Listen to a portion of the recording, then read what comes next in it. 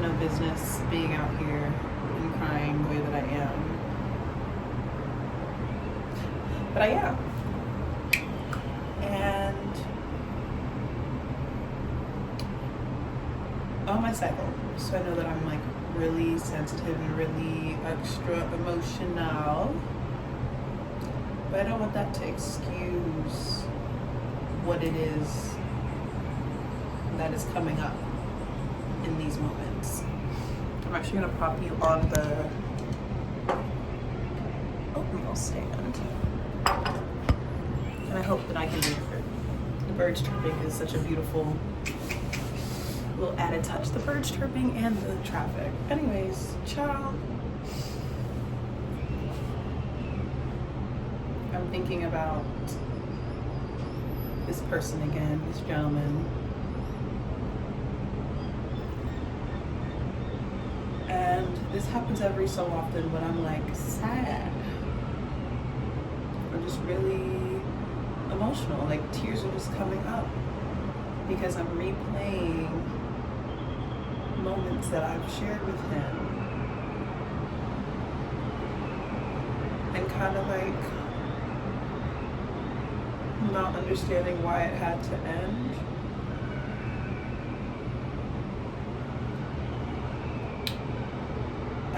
And seeing the part that I've played in that.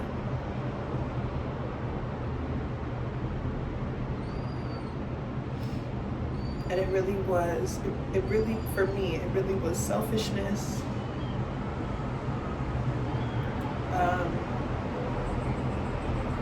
Ego. I don't want to say thinking that I could do better, but thinking that the one thing that I wasn't, like that was definitely an 80-20 situation, but thinking that the one thing that I wasn't getting from him, that I can easily get it from another person. Which, hindsight, yes, that's true, because I could and I did, which was commitment. But as I replay, oh my God, as I replay the conversation, there are regrets that come up.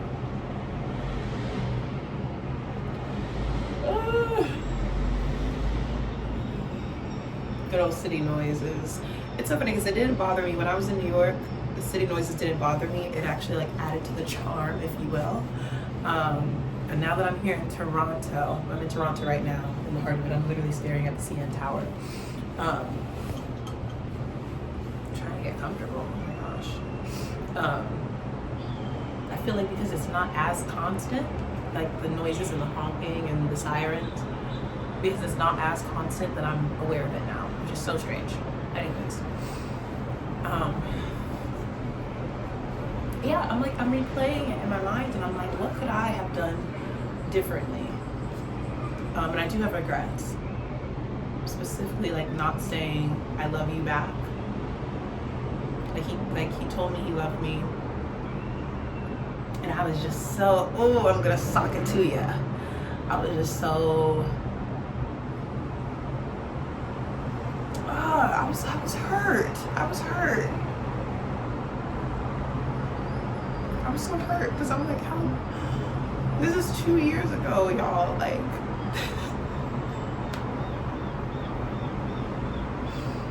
and there are times where I'm replaying it as if it was literally yesterday. I'm so hurt. Like, how freaking dare you? How dare you, for the first time, say that when you know that I can no longer stay in this situation. Like, I want to be claimed. I want to be someone's girlfriend. I just don't know why you couldn't give that to me. Oh my God. I don't know. Everything else was beautiful. Like, that was such a beautiful connection. It started strong. I never had to make, like, I don't want to say excuses, but Like, I've had past relationships where even talking about the person, let's say like to my mom or like close family friends or even just friends in general, and it's like, oh, he's really a good guy once you get to know him. Like, I know that he does this and that, or like, I know he said these things, but that's not how he meant it. Like, I found myself always like speaking for someone rather than letting their actions speak for it. And he was just never that person.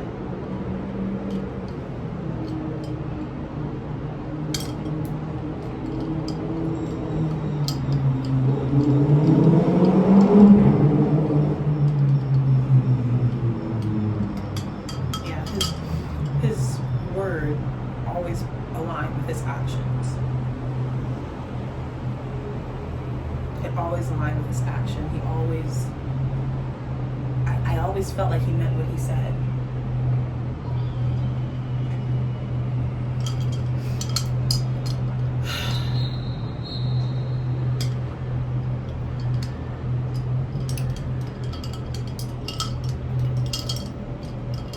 He was supportive.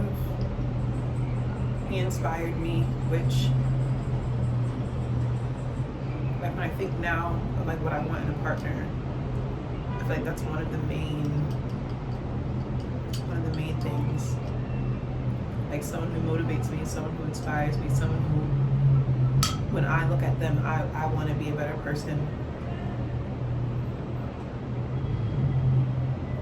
Like, I don't want to have to teach somebody how to go after their dreams, how to be healthy, how to communicate. And I just felt like he was already so aligned in that way. And then also, like, oh my God, we had so much fun together. We had a lot of fun. Like,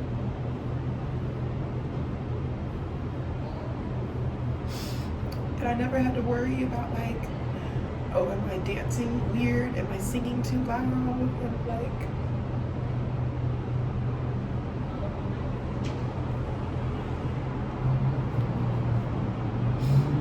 I truly felt like seen and accepted in that relationship. I mean, I'm gonna call it a relationship. I don't care that he didn't want to put a label on it. I don't give a dang.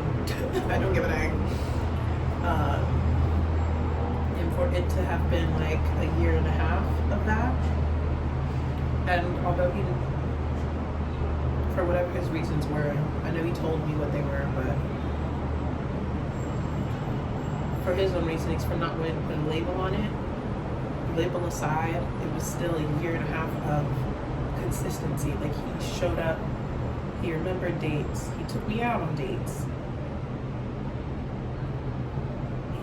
he checked in on me, and we had conversations that weren't just surface level. Like, I was able to talk to him about my spirituality, and we were able to have those, I want to say silly, but like like you know, like the conspiracy combos, like planets and stars and the way that people think, the way that people move, and psychology and health, fitness. Oh my God, he was so supportive. He came to see my shows. Like, literally drove 12 hours to watch me perform. Took my yoga class. Like, he has seen me in my element on multiple occasions. Well, that word barely came out. On multiple occasions, and I still shown up. He's gone out of his comfort zone, like roller skating. That man does not know how to skate, but he did it because I like to skate.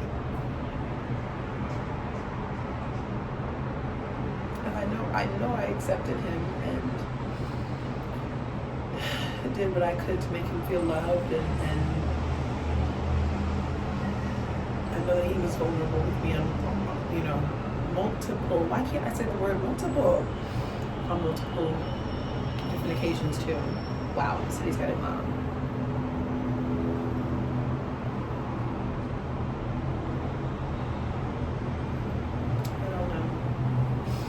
Looking at my watch because I know my alarm was going to go off to take a nap, because it's about that time. As y'all can see, I am in need. I'm in need of a nap, honey.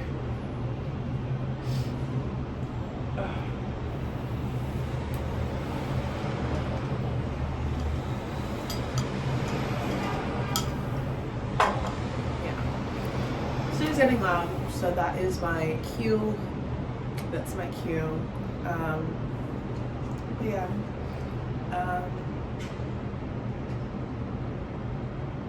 I've seen him like start watching my stories again, which unfortunately does give me a false sense of hope. I would love for him to reach out.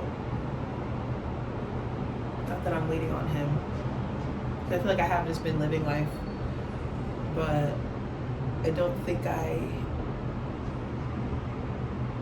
least there hasn't been a week that's gone by that I haven't thought about us and our situation. Even small moments where I hear a song or I see a color, or even just the other day someone told me that they wanted to join the same fraternity. I'm like, I cannot get this man out of my head, out of my heart. Like, he just lives there. He just lives there, and that's okay. So, we shall see. I don't want the alarm to go off. But it's going to in 8 seconds.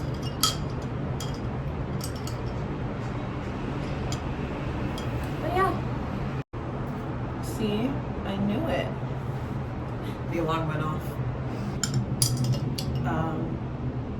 I was saying, yeah, I hope that he does reach out. Not that I'm waiting on him, because I do feel like I've just been like living my life since all of that occurred. But then I'm forgetting, like, even after our conversation where I was just fully in my ego, like, we still talked, I think 2 months after that, or a month after that, and then the year following, I don't know, there was a moment where I feel like we were talking back and forth, like from May until June again. And then July, I guess I was, again, I let my ego get in the way again. How do you do it again, Taylor? I felt some type of way because I was left delivered on text message, but then he was able to DM me on Instagram, and so I left him on red. Girl, really? So I already know God was like, I gave you another shot, and you still blew it. So I think third time's a charm. It's gonna have to be.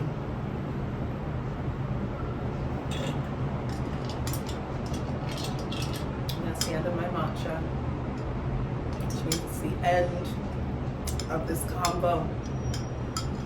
Let's end this combo. Cheers. Beautiful. Got matcha green nails. Honestly, I mean, I knew green was like the inspiration. I just didn't know that it was actually gonna match the matcha that I love to drink. So it was like a perfect color match, which I'm really happy about. Anyways, yeah, I don't know why I feel so much better just talking about it.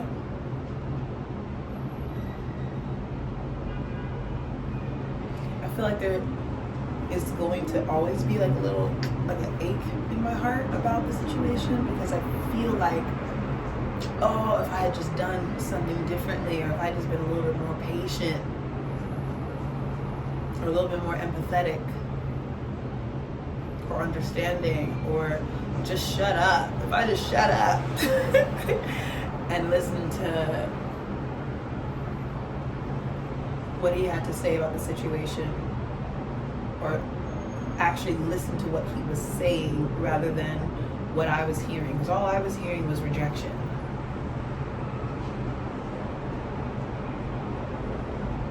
All I was hearing in that moment was, I don't want you in that way right now. Rather than actually hearing what it was that he had going on.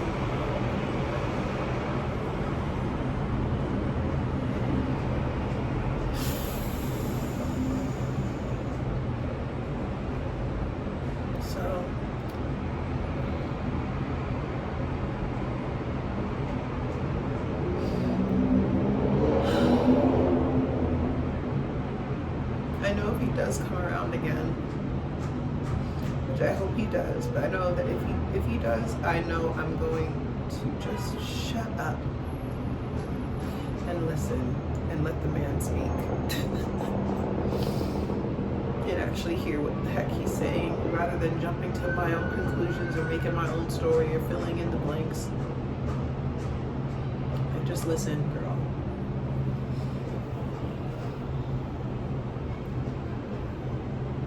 I really hope he comes back around.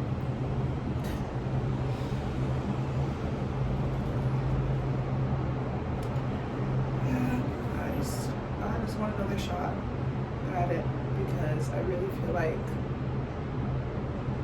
that was connection. I think that we were supposed to continue sharing. And I mean, I'm not gonna say I messed it up. I think just the way that we were both going about things weren't right with our timing.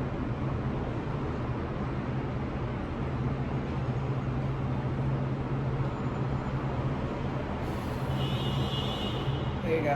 All right. We are out of matcha. We're about to be out of paper towels, so it is about that time. I'm going to lay down for a nap. I'm going to lay down for a nap, honey, because it is time to sleep.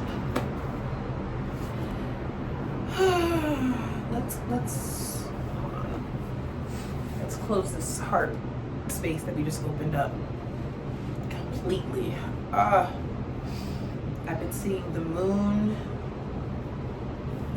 the star, and the chariot.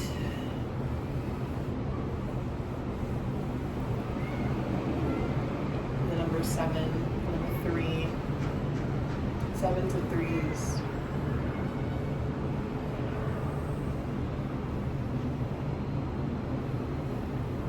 Lots of birds, lots of bees. I just saw 2 fly by as I was trying to think.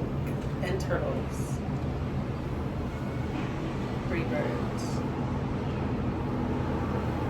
Turtles have been coming on. And snails, which I feel like God is just showing me, slow and steady wins the race. Stop rushing. Like, let things take their time. You're not in a rush to get anywhere. There's no destination that you need to be right now.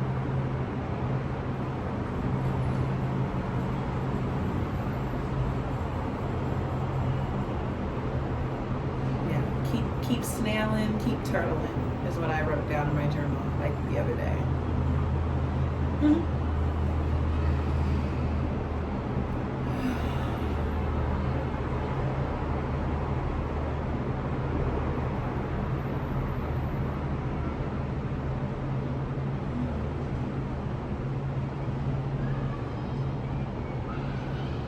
That I'm easy to love.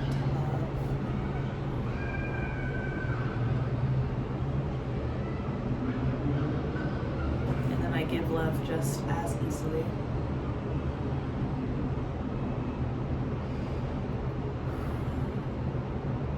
And I know that if love found me once,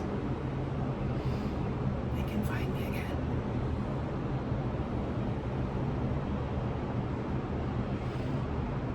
It's time to lay down.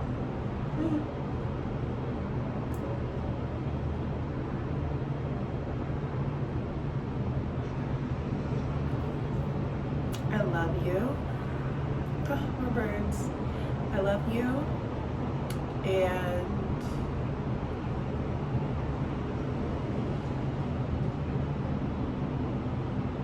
it really doesn't always have to be an and. I think I love you is enough. I love you.